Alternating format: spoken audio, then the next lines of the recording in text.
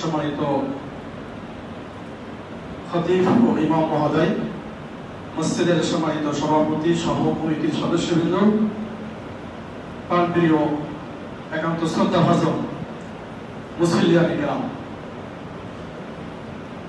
এই মসজিদের প্রতিষ্ঠা লগ্ন থেকে যারা জড়িত তাদের জন্য আমরা দোয়া করি। বিশেষ করে যারা ইতিমধ্যে দুনিয়া থেকে বিদায় নিয়েছেন, মাওলানা আব্দুল কাইয়ুম সভাপতি ছিলেন, আব্দুল খালেক পাটোয়ারি, শামসুল হক সাহেব উনি মুতাল্লি ছিলেন, তাদের এই খেদমতকে আল্লাহ কবুল করুন এবং এটা যেন তাদের জান্নাতের ওসিলা হয়। এখানে যারা উপস্থিত আছেন মসজিদের সাথে সংশ্লিষ্ট মুসল্লি সহ সকলের জন্য দোয়া করি যে আমাদের নেক আমলগুলো যেন আল্লাহ কবুল করেন। খুতবার পূর্ব মুহূর্ত খুব বেশি সময় নেওয়া যাবে না, আমি খুব কম সময়ের ভিতরে শেষ করব। আমি সর্বপ্রথম অন্তঃস্থল থেকে ধন্যবাদ জানাচ্ছি আজকের যে আলোচনা করলেন এই মসজিদের সম্মানিত খতিব। মানুষের ব্যক্তিগত জীবন, সামাজিক জীবন, রাষ্ট্রীয় জীবনের কয়েকটা গুরুত্বপূর্ণ বিষয় কিন্তু আজকের আলোচনায় চলে আসছে। আলহামদুলিল্লাহ, ইমাম মসজিদের মিম্বার থেকে আলোচনা হয়, কিন্তু সমস্যাটা কোথায় জানেন? আমরা যারা শ্রোতা আছি, আমরা এই কথাগুলো শোনার সময় খুবই ভালো লাগে, আমরা এই কথা শোনার পরে সাড়াও দেই, কিন্তু বাস্তব জীবনে আমরা আসলে আমল করতে পারি না। এটা হচ্ছে আমাদের জন্য দুর্ভাগ্য। এই কারণেই সমাজের পরিবর্তন আমরা লক্ষ্য করছি না। কিসাসের কথা আলোচনা আসছে, এই কিসাসের যে বিধান, এটা প্রতিষ্ঠা করার জন্য, বাস্তবায়ন করার জন্য সামাজিক জীবনে, রাষ্ট্রীয় জীবনে কি দরকার? একটা ইসলামিক রাষ্ট্র ব্যবস্থা দরকার। ইসলামিক রাষ্ট্র ব্যবস্থা ছাড়া কিসাস বাস্তবায়ন করা সম্ভব না। তদ্রূপভাবে ব্যক্তিগত জীবনের অনেক কথা বলা হয়েছে, আজকালের কথা বলা হয়েছে। আমরা যে জিকিরগুলো বিভিন্ন সময় দৈনন্দিন জীবনে করি খুবই গুরুত্বপূর্ণ। আমরা হয়তোবা কেউ কেউ তেলাওয়াত করি, বাট এই জিকিরের কি অর্থ সেটা মেনে বাস্তব জীবনে আমরা প্রয়োগ করছি না। বাস্তব জীবনে প্রয়োগ করার জন্যই কিন্তু এই জিকির। সুতরাং আজকের যে আলোচনা, এভাবে যদি মসজিদে আলোচনা হয়, আমার মনে হয় এই মসজিদে যারা মুসল্লি আছেন তাদের জন্য যথেষ্ট, ইসলামকে বোঝার জন্য, ইসলামকে জানার জন্য, ইসলামকে মানার জন্য।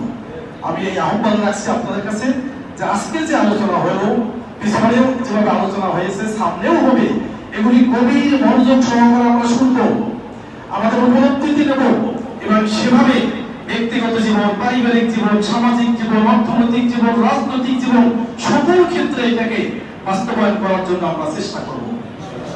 এই পৃথিবীতে যত নবী এবং রাসূল আছেন, তাদের যে মৌলিক দায়িত্ব ছিল তার ভিতরে অন্যতম ছিল, আমি যে আয়াত তেলাওয়াত করেছি, এখানে আল্লাহ বলছেন হুয়াল্লাযী আরসালা রাসূলাহু বিল হুদা ওয়া দীনিল হক লিইয়ুযহিরাহু আলা দীনি কুল্লি।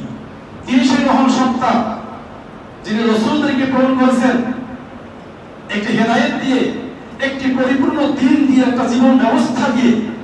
উদ্দেশ্য কি? মানব রচিত যে ব্যবস্থাটা সমাজে বিদ্যমান, তার উপরে আল্লাহর পক্ষ থেকে যে বিধান দেওয়া হয়েছে সেটাকে বিজয়ী করা। এই পৃথিবীতে সকল নবী এবং রাসূলদের দায়িত্ব ছিল, মৌলিক দায়িত্ব ছিল এটাই।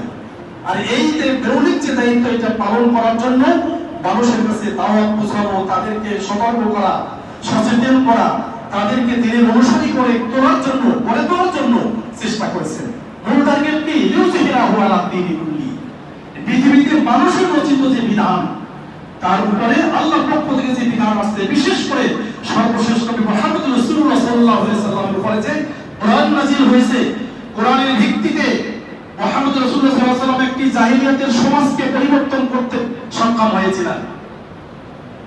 আজকে তো সারা দুনিয়াব্যাপী যে অশান্তি, বাংলাদেশের তো আজকের অশান্তির কথা আমরা আলোচনা করি, এটাকে দূর করার জন্য মানুষের রচিত কোন বিধান দিয়া, আইন দিয়া এই সমস্যার সমাধান করা সম্ভব হবে না। কিয়ামত পর্যন্ত ইমাম মহোদয় আছেন, খতিব মহোদয় আছেন, এই রকমের ভালো মানুষ আপনারা যারা সমাজে আছেন, সবাই ঐক্যবদ্ধ হয়ে সুন্দর সুন্দর আইন রচনা করবেন, কিন্তু আল্লাহর বিধানকে আপনারা তোয়াক্কা করবেন না, আল্লাহর বিধানের দিকে তাকাবেন না।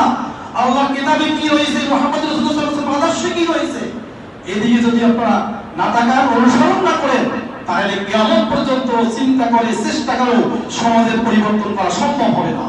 সমাজ থেকে দুর্নীতি, সন্ত্রাসী, চাঁদাবাজি যাবে না। আল্লাহ কসম করে বলছে মসজিদে বসে, যতদিন না আল্লাহ বিধান, আল্লাহ পক্ষ থেকে যে কোরআন আছে সেই কোরআনের সমাজ প্রতিষ্ঠিত না হবে। মুহাম্মদ রাসূলুল্লাহ সাল্লাল্লাহু আলাইহি ওয়াসাল্লামের থেকে ভালো মানুষ পৃথিবীতে আর আসে না, আছে? যার সম্পর্কে বলা হয়েছে ইন্নাকা লাআলা খুলুকিন আযীম, যার সম্পর্কে বলা হয়েছে লাকাদ কানা লাকুম ফি রাসূলিল্লাহি উসওয়াতুন হাসানাহ। সেই মুহাম্মদ রাসূলুল্লাহ সাল্লাল্লাহু আলাইহি ওয়াসাল্লাম যুবকদেরকে নিয়ে জাহিলিয়াতের সমাজকে পরিবর্তন করার জন্য চেষ্টা করেছেন, কিন্তু সেই জাহিলিয়াতের সমাজকে পরিবর্তন করতে পারেননি। যখনই আল্লাহর পক্ষ থেকে ওহী আসলো, কোরআন আসলো, ইকরা বিসমি রাব্বিকাল্লাযী, এই ধারাবাহিকতা আসলো, এবং সে অনুযায়ী মক্কাতে বেশি লোক তৈরি করতে পারেননি। মদিনা ছিল মুরহার জায়গা, সে মদিনাতে যে প্রায় 5 শতাধিক লোক ইসলামকে পরিপূর্ণ জীবন ব্যবস্থা হিসেবে তারা গ্রহণ করলেন। তাদের মাধ্যমে মদিনায় একটা রাষ্ট্র ব্যবস্থা প্রতিষ্ঠা করলেন, যে রাষ্ট্র ব্যবস্থার ইতিহাস আপনারা জানেন। কাজী কিসের কারণে সম্ভব হয়েছে? আল্লাহর পক্ষ থেকে যে ওহী আসছে, কোরআন আসছে, সেই কোরআনের কারণে।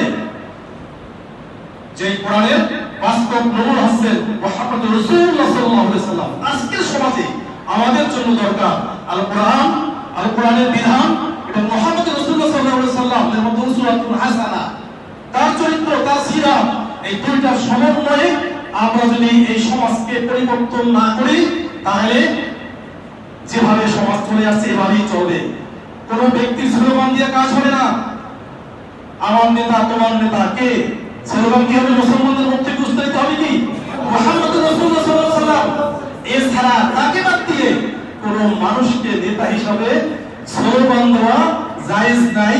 ইমাম মহোদয় এখানে উপস্থিত আছেন, কারণ আমরা ঘোষণা করছি কি লা ইলাহা ইল্লাল্লাহু মুহাম্মাদুর রাসূলুল্লাহ, আল্লাহ ছাড়া কারো আইন আমরা মানি না। আর নেতা মানে একজন, তিনি হচ্ছেন মুহাম্মদ রাসূলুল্লাহ সাল্লাল্লাহু আলাইহি ওয়াসাল্লাম। তার আদর্শ ছাড়া পৃথিবীর কোন মানুষের আদর্শের পক্ষে একজন মুসলমান স্লোগান দিতে পারে না। তাহলে আল্লাহর সাথে যে চুক্তি কি লা ইলাহা ইল্লাল্লাহ মুহাম্মাদুর রাসূলুল্লাহ, আল্লাহ তোমার সাথে, আল্লাহর সাথে আমরা চুক্তি করেছি, আল্লাহ ছাড়া কারো আইন মানি না, এবং মুহাম্মদ রাসূলুল্লাহ সাল্লাল্লাহু আলাইহি ওয়াসাল্লাম আমাদের একমাত্র নেতা। এর মাধ্যমে আমি মুসলিম হয়েছি, আমি ঈমানদার হয়েছি। সুতরাং আমি আপনাদের প্রদত্ত আহ্বান জানাবো, আসুন আগামী দিনের বাংলাদেশ, ন্যায় ইনসাফপূর্ণ বাংলাদেশ, মানবিক বাংলাদেশ, এবং এটা গঠন করার জন্য আমাদের দরকার আল কোরআনের বাংলাদেশ। তাছাড়া পৃথিবীতে শান্তি আসবে না। আসুন 5ই আগস্ট 2024 সালের যে পরিবর্তন, সেই পরিবর্তন আমাদেরকে আহ্বান জানাচ্ছে সূরা আল কাসাসের 5 এবং 6 নম্বর আয়াতে। আমি এখানে তেলাওয়াত করতে পারলাম না সময়ের অভাবে। সেখানে আল্লাহ বলছেন যারা জুলুমের শিকার তাদেরকে আল্লাহ সম্মানিত করবেন, নেতৃত্ব কর্তৃত্ব দান করবেন। আসুন আমরা এমন একটা বাংলাদেশ গঠন করি যে বাংলাদেশে কোনো সন্ত্রাসী থাকবে না, চাঁদাবাজি থাকবে না, দখলবাজ থাকবে না, মাদকের ছয়লাভাজকে এই মাদক মুক্ত একটি সমাজ গঠন করার জন্য আমরা কোরআনের পক্ষে জনমত গঠন করি। সর্বশেষ একটা আহ্বান জানিয়েছে, আসুন ন্যায়ের প্রতীক দাঁড়িপাল্লায় আগামী যে আসন্ন নির্বাচন আসছে, সেই নির্বাচনে দাঁড়িপাল্লা প্রতীকে ভোট দিয়ে আমরা নতুন একটি সোনার বাংলাদেশ গঠন করার দিকে এগিয়ে যাব। সকলকে ধন্যবাদ জানিয়ে আপনাদেরকে বিরক্ত করার জন্য ক্ষমা চেয়ে আমি আমার কথা এখানে শেষ করছি। আসসালামু আলাইকুম ওয়া রাহমাতুল্লাহি ওয়া বারাকাতুহু।